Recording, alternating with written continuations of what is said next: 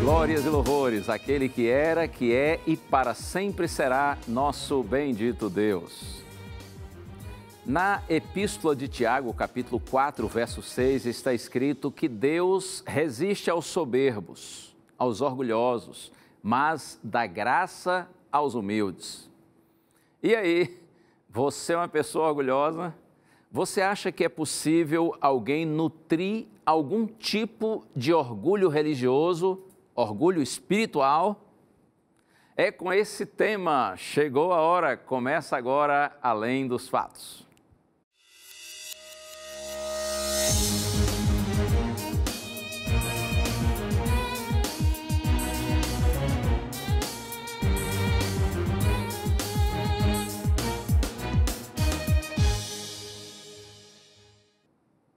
Já chegando com um presente para você.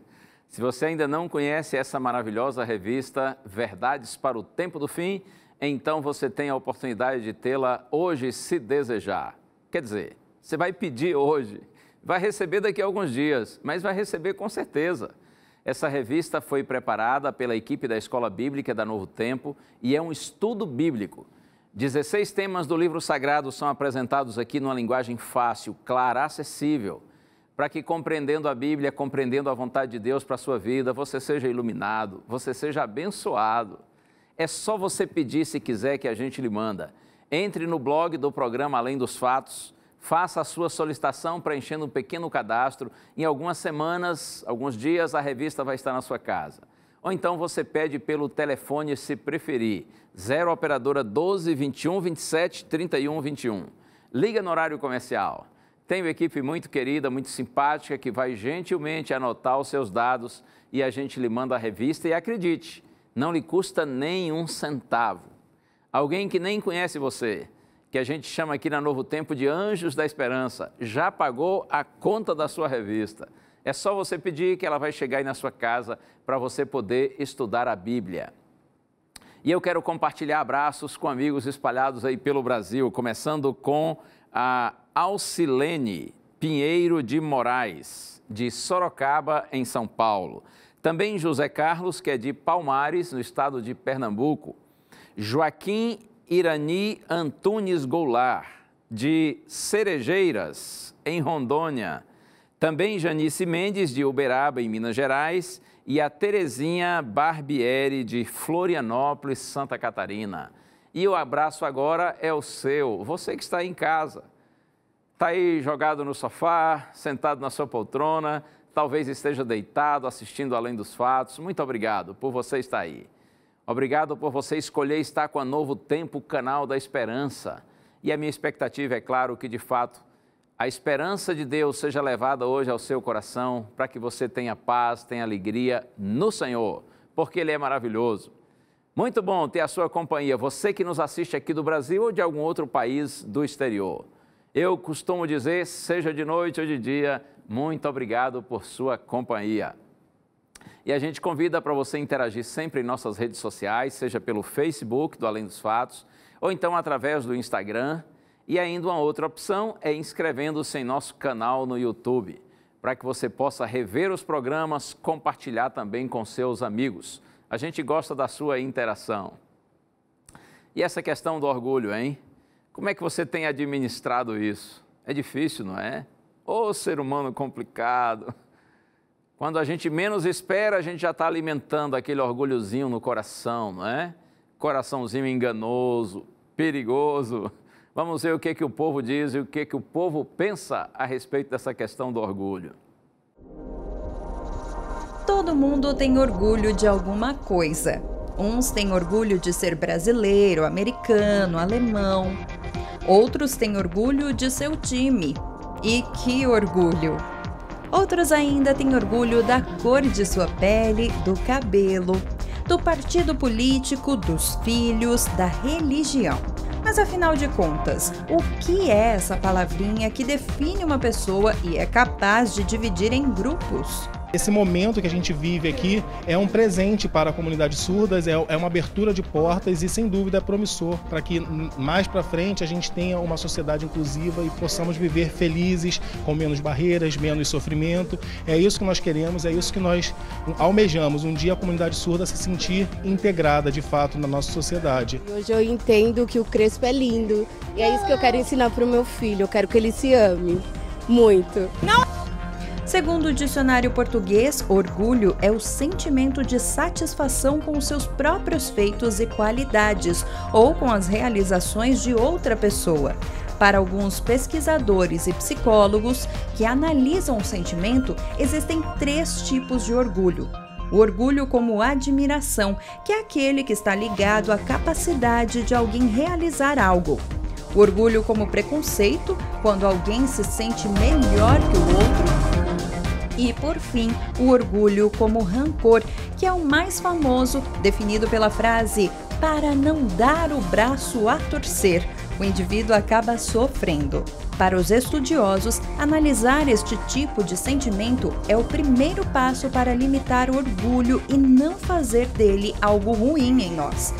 Para isso, segundo eles, outros sentimentos são imprescindíveis no ser humano que quer limitar seu orgulho: o amor e a humildade para com os outros. Quem nunca errou nesse sentido, que atire a primeira pedra, né? Todos nós temos essa luta aí contra esse mal que está em nosso coração, que é o orgulho. Mas antes de nós avançarmos com o tema bíblico, eu quero orar com você, pedindo a Deus que por sua graça e misericórdia nos ilumine. Ó Deus e Pai, nosso coração se volta a Ti, Senhor. Como uma flor se vira na direção do sol, buscando nutrição, buscando forças para viver, nós te pedimos agora, Senhor, concede-nos também o Teu Espírito, para que entendamos Tua palavra e, fortalecidos por essa palavra, sejamos bem orientados. Oramos com gratidão em nosso coração, no nome santo de Jesus. Amém. E eu já convido você para a gente abrir a Santa Bíblia, livro de Provérbios. Provérbios, capítulo 16, verso 18. Provérbios 16, 18. Na minha Bíblia está escrito assim: a soberba precede a ruína e a altivez do espírito a queda. A soberba precede a ruína. Soberba é a mesma coisa que orgulho. O orgulho vem antes da ruína ou da destruição. E a altivez do espírito, que é a arrogância. Semelhante, não é? A arrogância precede a queda. Essa é a palavra do Senhor. O orgulho, na verdade, é um sentimento que muitas vezes nós não percebemos, mas de forma gradativa nós o desenvolvemos através das nossas atitudes, dos nossos pensamentos altivos. E se nós não vencermos o orgulho, ele nos vencerá, ele nos destruirá. De acordo com a Bíblia, o orgulho foi o primeiro pecado em todo o universo. Lá no profeta Isaías capítulo 14 a gente vê isso. Lúcifer, um anjo de Deus, alimentou inexplicavelmente no seu coração esse mal, o mal do orgulho. E por isso é que ele foi expulso do céu. E por isso também, de acordo com a Bíblia, Apocalipse capítulo 20, ele será finalmente destruído no lago de fogo.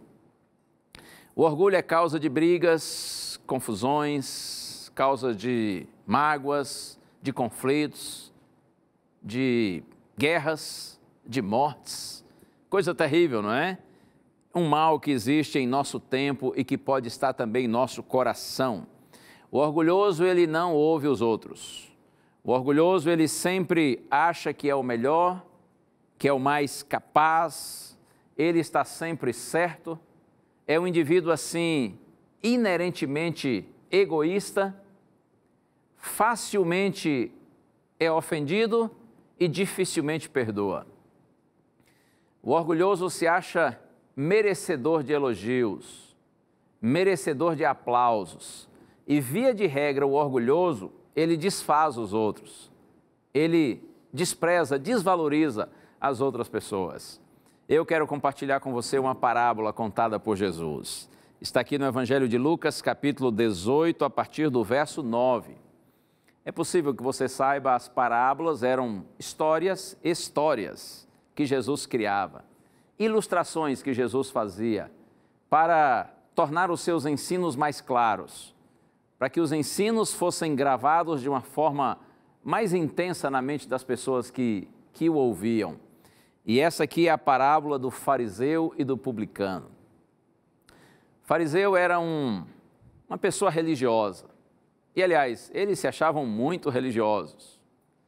Os fariseus, a própria palavra fariseu significa separado. Então, os fariseus, eles eram os separados. Eles se consideravam a elite moral, a elite espiritual e religiosa de Israel naqueles dias. Os fariseus se sentiam, assim, um modelo de santidade, de obediência, de correção. Eles eram os separados daqueles que não seguiam os seus conceitos de justiça. E os publicanos eram os cobradores de impostos, vistos pelos fariseus como pessoas completamente indignas, como pecadores que estavam distantes da graça e do favor de Deus. Então Jesus diz assim, é Lucas capítulo 18, a partir do verso 9. Propôs também essa parábola a alguns que confiavam em si mesmos, por se considerarem justos e desprezarem os outros. 2 homens subiram ao templo com o propósito de orar, um fariseu e o outro publicano. E Jesus diz que o fariseu em pé orava e dizia assim, Senhor, eu te dou graças, porque eu não sou como os demais homens. Olha só, que tipo, hein? Eu te dou graças porque não sou como os demais homens. Eles são roubadores, eles são injustos, eles são adúlteros. E eu também te dou graças porque eu não sou como esse publicano. E apontou na direção do cobrador de impostos. Eu, disse o fariseu, devolvo o dízimo de tudo quanto ganho. E eu ainda também faço jejuns 2 vezes por semana. O fariseu se achava, não é? O fariseu era extremamente arrogante. Como diz o povo, eles pensavam que o mundo girava em torno do umbigo deles. Eu não sei se você já ouviu isso, mas outro dia eu li aí na internet, alguém disse assim, se você acha que o mundo está girando em torno do seu umbigo, então vá ao médico, porque isso deve ser labirintite. Tem muita gente com esse tipo de labirintite por aí, nem sabe, não é? Esses que andam com o narizinho empinado, que se acham melhores do que os outros, pensando que o mundo está girando em torno deles. Isso é uma grande imaturidade, isso é uma grande tolice. E essa era a realidade dos fariseus. Eles tinham um tremendo orgulho espiritual. Eles se achavam melhores do que os outros. Pelo fato de jejuar 2 vezes por semana, de devolver o dízimo de tudo que eles possuíam, imaginavam que, sendo assim, estavam conquistando o favor de Deus, estavam comprando o direito de alcançar o reino de Deus, de viverem com o Senhor eternamente. Oh, que ilusão é essa! A gente alcança a eternidade não pelos nossos méritos ou por nossas boas obras, mas pela graça do nosso maravilhoso Salvador. Na carta aos Efésios, capítulo 2, versos 8 e 9, Paulo diz assim que a salvação nós a obtemos quando pela fé nós recebemos a graça do Senhor Jesus Cristo. É através dessa bendita graça, pela graça sois salvos, diz Paulo, por meio da fé. Isto não vem de vós, é dom de Deus, é um presente de Deus. E ele insiste dizendo assim, não por meio de obras, para que ninguém se glorie, para que ninguém fique se achando. Se fosse por meio de boas obras, de merecimentos, que nós alcançássemos o céu, na verdade nenhum de nós alcançaria. Porque nenhum de nós é digno, nenhum de nós é merecedor. A salvação é possível unicamente pela bendita graça do nosso Senhor Jesus Cristo. Mas os fariseus tinham esse pensamento completamente equivocado. Aí Jesus disse que o publicano resolveu orar. E ele nem sequer levantava a cabeça. E na sua simplicidade, com seu sentimento de indignidade, de cabeça baixa, ele batia no peito e dizia assim, ó Deus, sê propício a mim, pecador. Como quem diz assim, ó Deus, tenha misericórdia de mim. Eu sou um pecador, eu sou fraco, eu sou indigno, eu não mereço. Senhor, tenha misericórdia de mim. Enquanto o fariseu pensava que era melhor do que os outros, que estava acima dos outros, o publicano se sentia abaixo de todos os outros, totalmente imerecedor. Enquanto o fariseu foi ao templo para se exaltar diante do Senhor, o publicano foi ao templo para se humilhar na presença de Deus. Por isso, depois de ter contado essa pequena história, Jesus disse assim: pois olha, o que foi justificado por Deus, o que foi perdoado, aquele cuja oração foi de fato ouvida pelo Senhor e atendida pelo Senhor, foi o publicano e não o fariseu. Porque Jesus concluiu dizendo: todo o que se exalta será humilhado, mas o que humilha será exaltado. Nosso Deus vê muito além da nossa aparência, dos nossos atos, das nossas palavras. Nosso Deus conhece o nosso coração. Ele sabe quando o nosso coração está contaminado pelo orgulho, ainda que tenhamos palavras bonitas. O Senhor sabe todas as coisas. Tiago capítulo 4, verso 6. Eu mencionei essas palavras no início do programa. Está escrito: o Senhor resiste aos soberbos, mas aos humildes dá a sua graça. O Senhor resiste aos soberbos, aos orgulhosos, mas aos humildes Ele concede a sua graça, a sua bendita graça. O publicano de fato se aproximou de Deus, porque quanto mais próximos do Senhor, menores nós nos sentimos, porque sua grandeza contrasta-se com a nossa pequenez. Quanto mais nós estamos próximos do Senhor, mais então nós vemos nossa impureza, porque a santidade de Deus se contrasta com a nossa pecaminosidade. Quanto mais próximos do Senhor, mais indignos nós nos sentimos, porque sua bondade se contrasta com a nossa maldade. Isso me faz lembrar o profeta Isaías. Lá no seu livro, capítulo 6, Isaías menciona uma grandiosa visão que ele teve o privilégio de ter. Quando ele diz assim: eu vi o Senhor assentado no seu alto e sublime trono. Isaías diz: as orlas do manto do Senhor enchiam todo o templo. E ao redor do Senhor estavam anjos serafins. E eles clamavam uns para os outros e diziam assim: santo, santo, santo é o Senhor dos exércitos. A terra toda está cheia de sua glória. Isaías diz: as bases do templo se moveram durante o clamor dos anjos. Todo o santuário se ficou cheio de fumaça.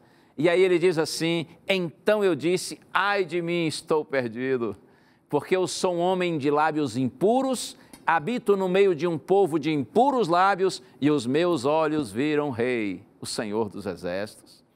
Observe, quando Isaías está na presença do Senhor, o seu sentimento é de completa indignidade.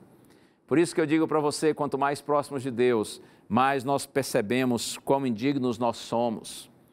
Quando o cristão começa a se achar cristão demais, quando o crente começa a se achar mais crente que os outros crentes, quando ele começa a se achar mais santo do que os outros, isto é sinal de que o orgulho espiritual está sendo alimentado em seu coração. E esse orgulho, lamentavelmente, nos afasta do nosso Senhor.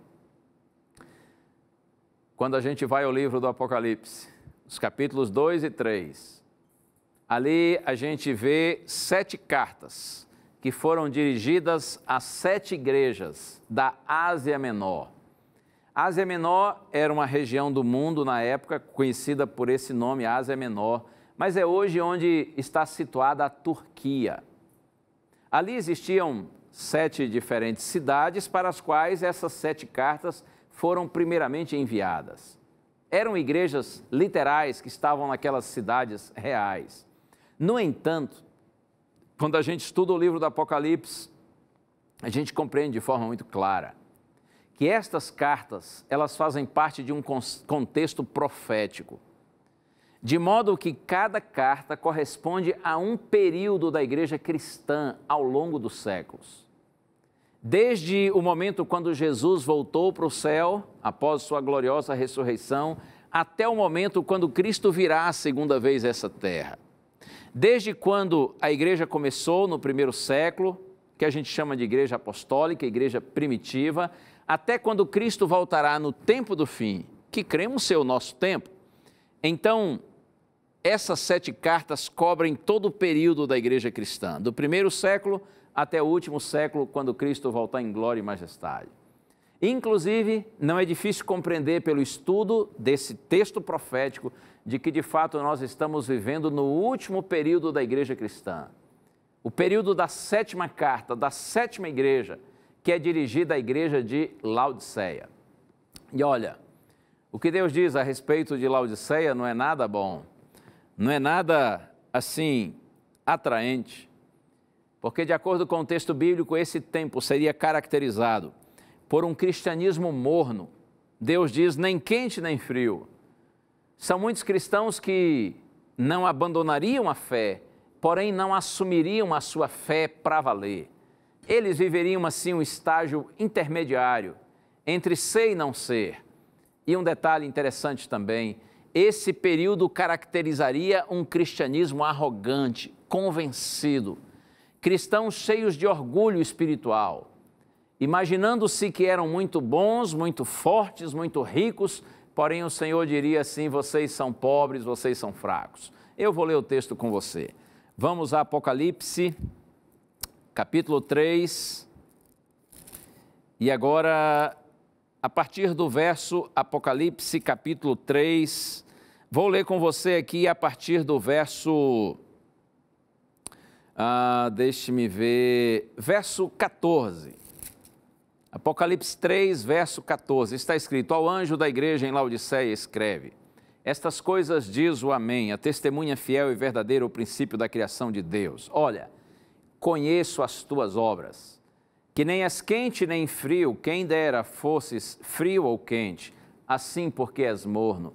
Estou a ponto de vomitar-te da minha boca, pois dizes, estou rico e abastado e não preciso de coisa alguma, e nem sabe que tu és infeliz, sim, miserável, pobre, cego e nu. Terrível isso, não é?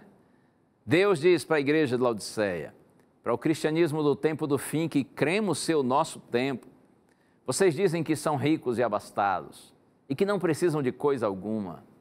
Vocês se sentem muito satisfeitos com a condição espiritual de vocês, com o conhecimento que vocês têm, com a experiência que vocês têm. Porém, o Senhor diz assim, mas na verdade vocês não sabem que são infelizes, são miseráveis, pobres, cegos e nus.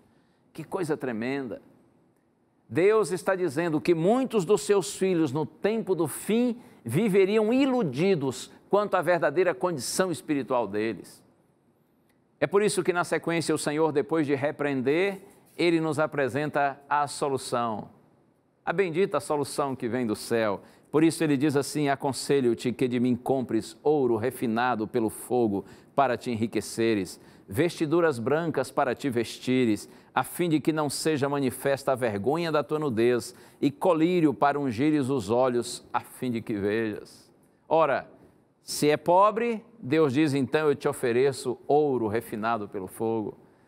Eu gosto de pensar nesse ouro refinado pelo fogo, como Deus dizendo que nós precisamos ter uma fé genuína, uma fé amadurecida, aprofundada, que está centrada na sua palavra, que está centrada no próprio Deus.